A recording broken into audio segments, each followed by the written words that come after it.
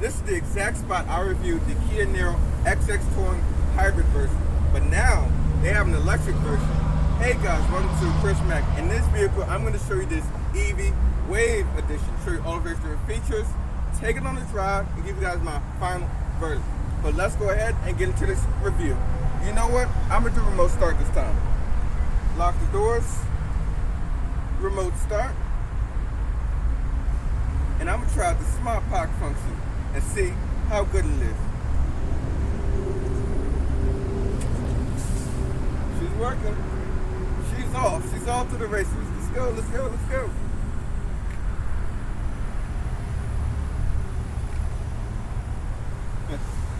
But let's get into this review, shall we? Let's go. Looking on the outside of the 2023 Kia Niro EV, this is your key fob right here. You have lock, unlock, as well as a trunk release and a panic button right there. This one also does have the smart park function, so let me see if I can show that out for you guys. So we'll lock the doors, hold down the hold button to start it up. And then you can also go forward and reverse. So let's try going forward.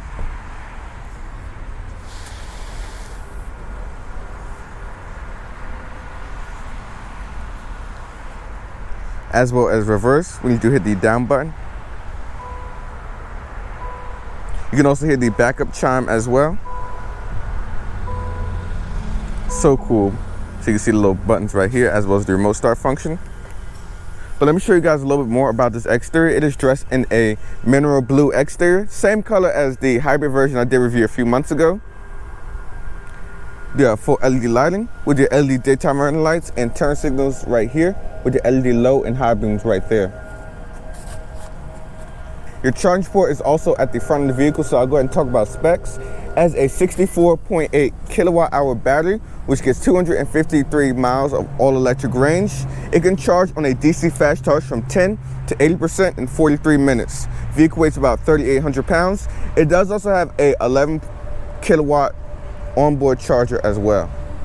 You can see right there where you put your DC fast charger when you do unplug both of these right there, both of these toggles.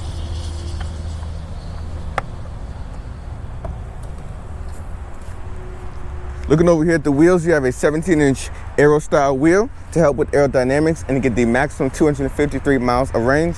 But overall, the specs are very similar to the hybrid version. Keyless entry for the front door handles. You can also see the power folding mirrors right here. This is your window sticker. As stated before, $47,735. It does have the Wave Preserve package for $1,300, so you have a heat pump and then heated outboard rear seats, a moonroof up top with blacked out roof rails.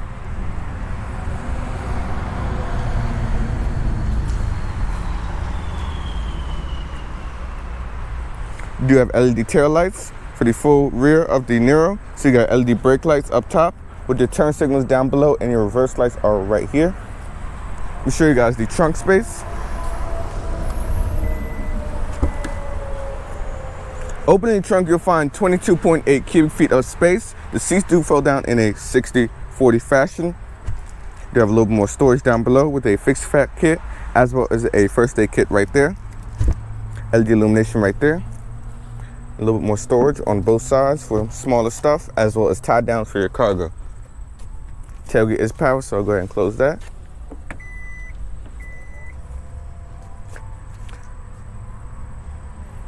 Now, if you're wondering what's under the hood, I'll show you guys in the interest of science, but it's probably gonna be nothing. Let me start it back up too, so you guys get the AC going up in here for y'all.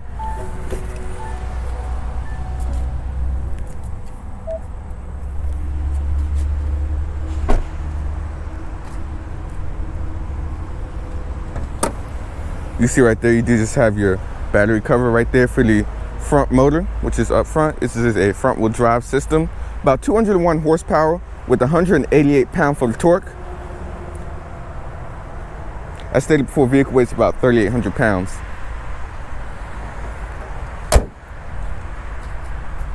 Get another 3/4 view for you guys right there. Boom. But let's hit the interior.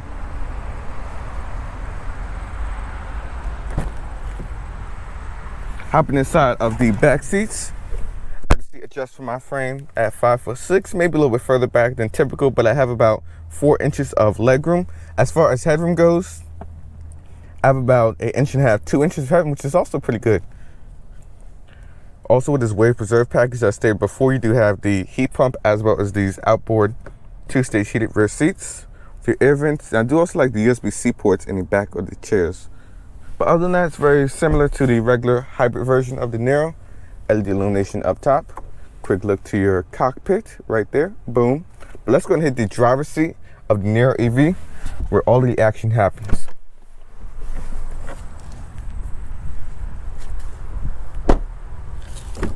Now this version does have 10-way power seats for both the driver and front passenger with 2-way lumbar support.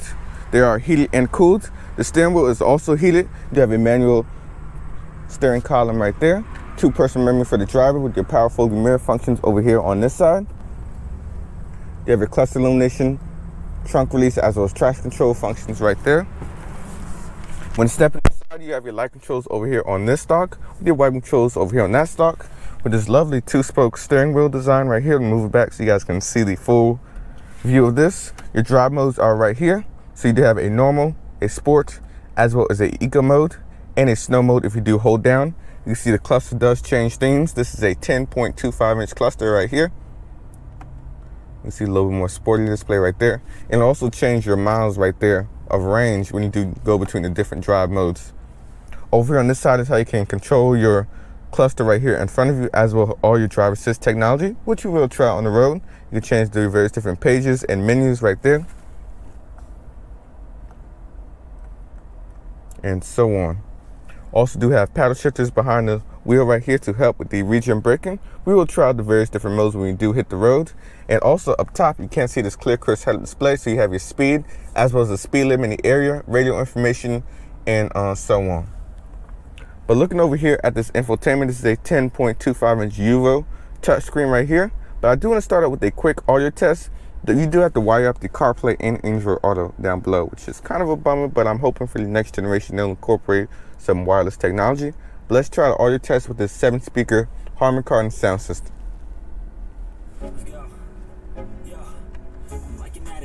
I gotta have it. I ain't even playing, got a really bad habit. If it moves, gotta grab it. Fuse like a magnet. Lose, won't have it till I'm doomed in a casket. I ain't playing, got a weird mind. If you work 8 hours, I'ma work 9. If the shit tastes sour, you should taste mine. I'ma stay in power for a long time. Get up, nah, I ain't a quitter. Toss me the ball, I'm a really big hitter. Big picture, I'm a straight killer. Rising the song to the highest bidder. Got juice, got gas, I'ma move it. As you can see, the 7-speaker Harman Kardon sound system does have pretty good bass and sound quality. One thing I do want to point out is that you definitely do have to turn the volume up to really get like that full experience. But let's go ahead and look a little bit more at this infotainment. It's your home page right here. You have an EV page right there to show all the various different information for if you turn off your HVACs, the maximum range you can get, and also looking for charging stations in your area. Over here you do have your maps, and then your navigation right there. So I do want to try a quick navigation test, see how good that is.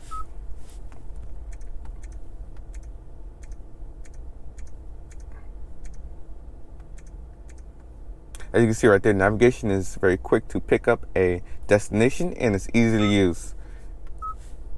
Over here you have your phone connections, your phone projections right there for your Apple CarPlay and Android Auto, which is why I'll show you guys the charging ports down below. Climate functions, a valet mode, quiet mode, so basically put the audio in the front if your kids are sleeping in the back. Your HD radio data right there for your traffic, your weather, and all other driving information. Your radio function right here for your AM, FM, Sirius XM radio. Some settings right here. So you have your vehicle settings under here. You can configure and change all of your driver assist technology. You have a drive mode function right there. So basically put the climate control in a economy mode to help expand the miles when you are driving.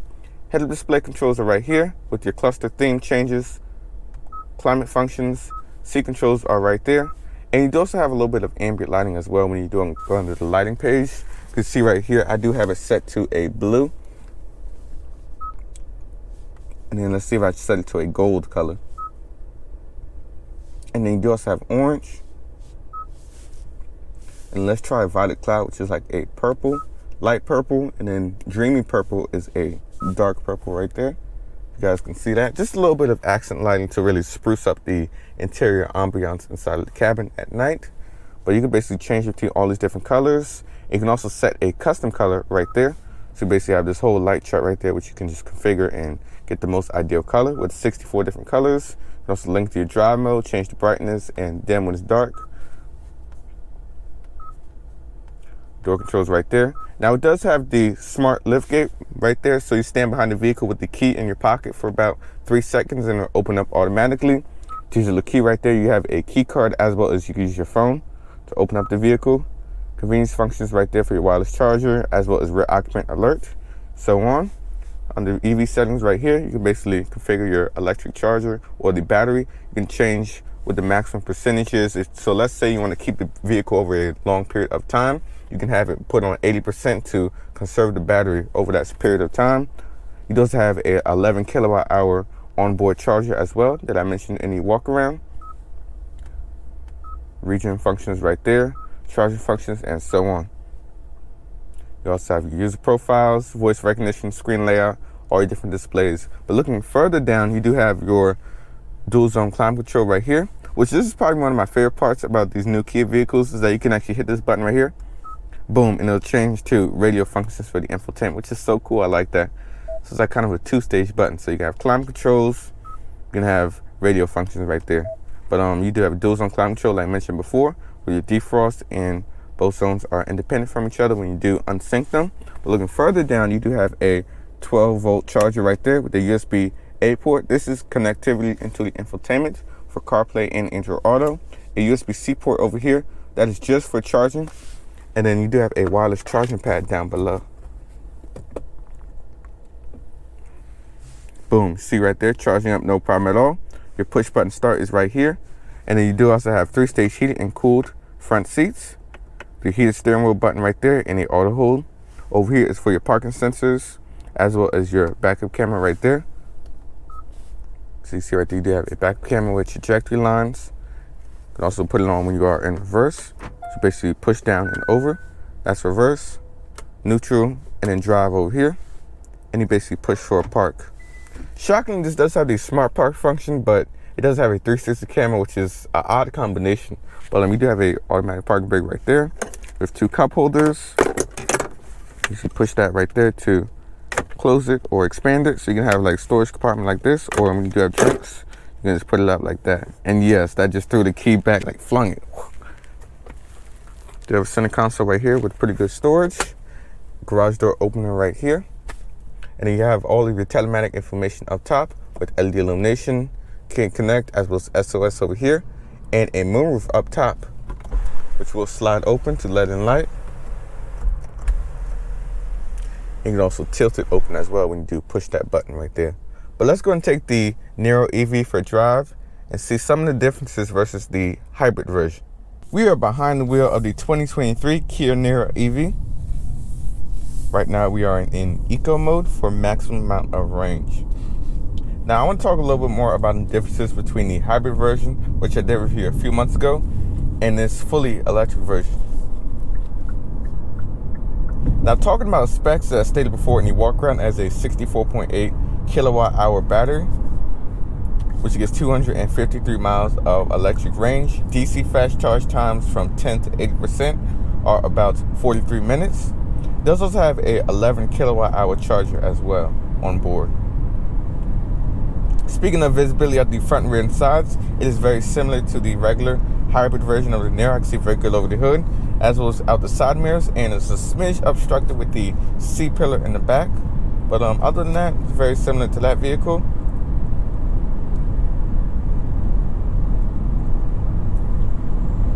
And even in eco mode, this vehicle's quick.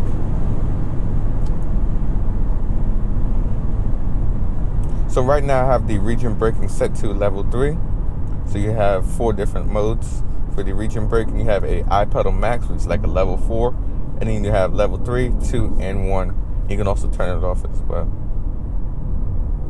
Now to me, the region braking, I think level 2 to 3 is probably the perfect middle ground of braking.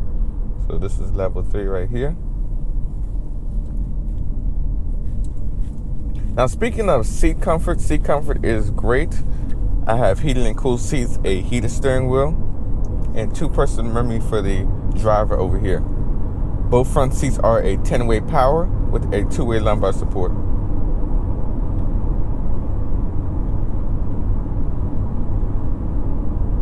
Now, one thing I didn't show you guys in the walk around is this cluster right here, which I do have set to a dynamic mode, so you can kind of see like the sun right there, as well as the little green grass and like all your lane keeping information right there. So you basically go into your setups, under vehicle, under cluster, and then where you have your different theme sections right here, where I have it linked to drive mode and the walk around, I actually turn that off and put it into a dynamic mode right there, which I have to say looks cool and different. Now, I know the biggest thing you're probably thinking, hey, this is a $47,000 Kia electric vehicle. There's so many other vehicles I can get that has a little bit more range or a little bit more interior capacity or so on. Or a Tesla, base model Tesla's under $47,000. I can get a better deal on that. But what you really look for in this vehicle is the interior appointments, the way everything is laid out nicely. You have physical buttons, and that really just sets it apart from the iPad that's basically inside of the display at the Tesla.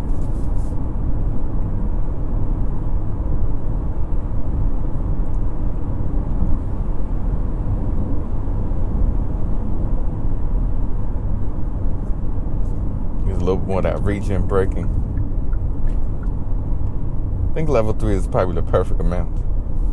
Because if I put into iPedal Max, it gets to be a little bit too aggressive, but level 3 is perfect.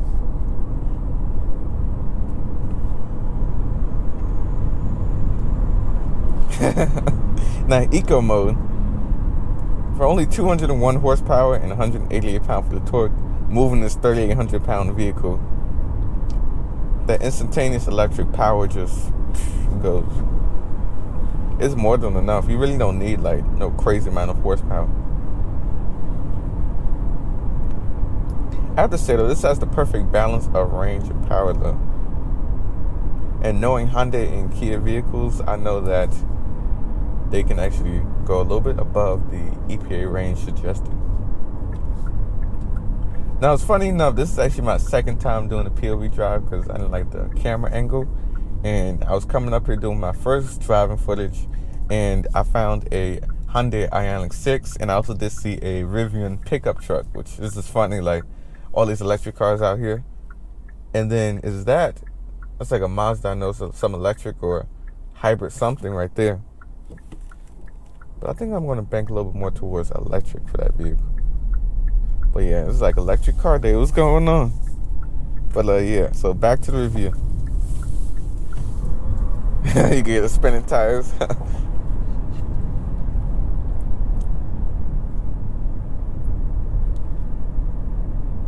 Now look, there's a Tesla right there. That's funny, driving next to this Cadillac XT4, this is like literally right in size with that vehicle as far as the whole like dynamics and just the packaging overall.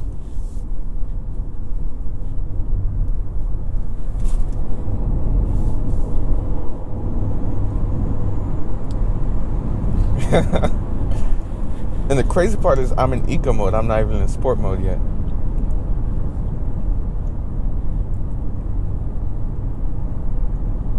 Now I want to speak a little more about ride comfort and suspension. So it does have 17-inch Aero style wheels to help with the aerodynamics. I have to say ride's actually pretty good as well. It's definitely not bad. But let me try a quick 0 to 60 real. Alright, sport mode.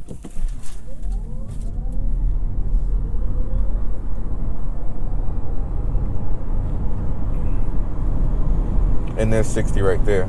Now it is claimed at about a 6.5 second sprint, which I have to say probably does feel bang on right, as the electric power is instantaneous. And if you look at base models of like a vehicle in the size like a RAV4 and stuff, that's like probably still about a full second to maybe a second and a half slower. So you are definitely winning when you are going for the electric power.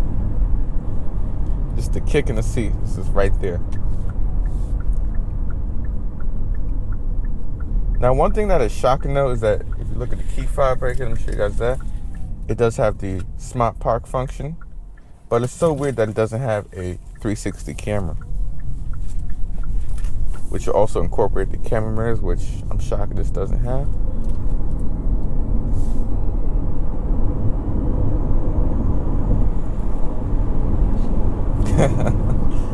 Now region just brings you right back down. I'm gonna try 0 to 60 real quick. This time I'm gonna turn on traction control. Put it into sport mode.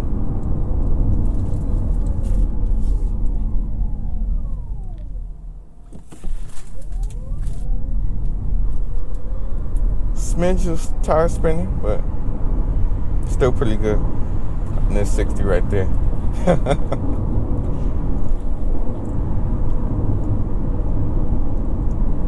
Is it the fastest EV? No, but it's the perfect amount if you're a daily driver.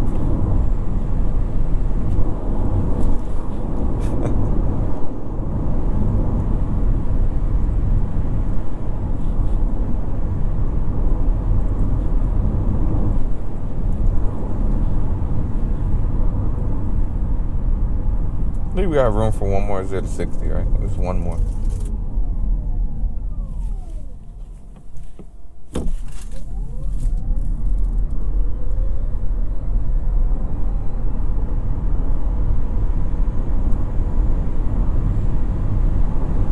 And there's highway speeds right there.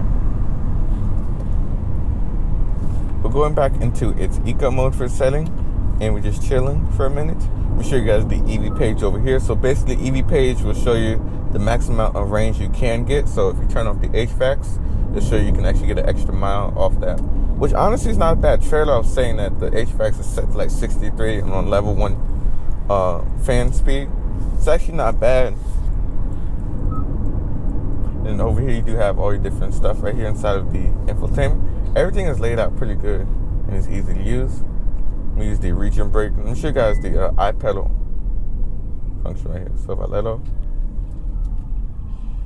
see how aggressive it is.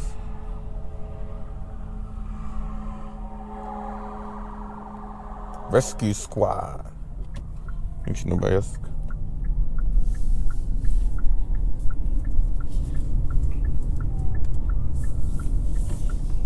Sport mode.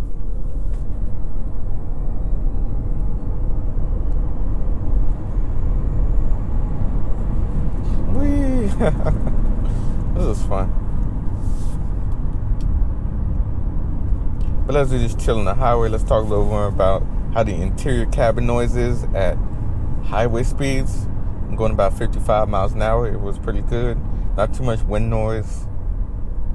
You definitely hear a little bit of tire noise with these more economy style tires for max range. But other than that, cabin is pretty hushed and quiet. Now, I do want to talk a little bit more about the driver assist technology. Unfortunately, we don't have a test dummy yet in front of us, but you do have lane keeping assist, steering assist, and so on. And you also have the adaptive cruise control functions over here with automatic emergency braking. And one thing I do want to point out too about visibility is that you do have this clear, crisp head-up display right here in front of me. So I have my speed as well as all my driver assist information right there, as well as the speed limit in the area. So let me know what the speed limit is. And if you do have the preset radio functions for your radio inside your screen, it'll basically show you what channel and stuff you're changing to right there in front of you. Change it to right here in front of you. Damn, that sounds like a song, but that's funny. Riding a bike.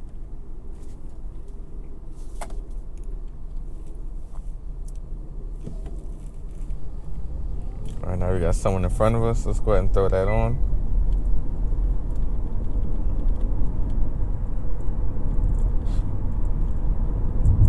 As you can see right here with the adaptive cruise control on, it's using the camera up top to follow the traffic in front of it. You have up to 4 following distances. So you can go all the way up to 4, 3, 2, and 1 right there. So it definitely is a solid adaptive cruise control. You also have steering assist.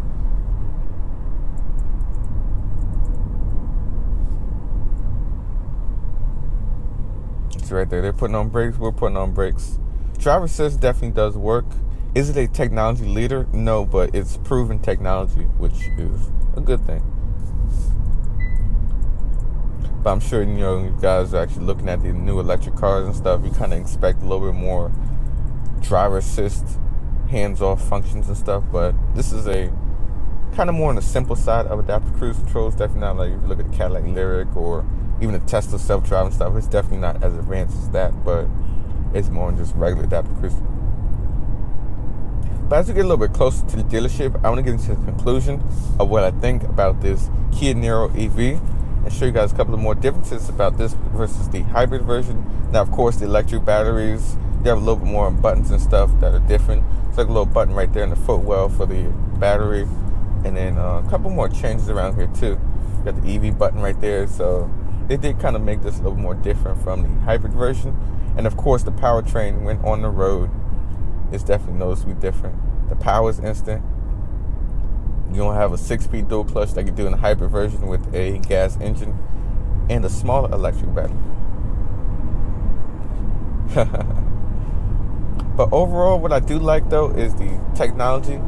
Now, it isn't like super innovative technology, but it's proven technology with this Niro EV, and you have a little more of a traditional interior look versus like a thing like a Tesla. You have built-in navigation right here, your map functions, and I'm sure you guys in setups right here. You have ambient lighting, so a little strip right there can actually change colors. You have 64 various different colors. You have a custom color right here, which you can configure. So let's say I put it on green, purple, blue. You can basically change all that right there, which really does spruce up the cabin at nighttime and just add that little extra bit of ambiance, what have you. But what you really notice is the amount of standard features that do come with this vehicle. This does also have the Wave Preserve package, so you have the heat pump as well as the outboard heated rear seats in the back. And as equipped, this vehicle is about $47,000. But that's really all I have to say about this Niro EV. And honestly, it's not a bad vehicle. Now, I'm hoping, look, there's a Rivian SUV right there. Okay, that's 2 Rivians in one day. Let's go. But, yeah, so that's really all I have to say about this Niro EV. Definitely not a bad vehicle. Has all the different features and amenities that you do want. And if you're in the market, I highly recommend taking a look at this. Or just taking a look at basically everything in the segment so you can find out which vehicle fits your niche a little bit more than others. But, yeah, that's going to be about it. This is Chris signing out, and I'll see you guys in the next one. Oh yeah, kind of a dad joke, but this is the Wave edition. Wave. I'm waving you guys to the next video. Peace.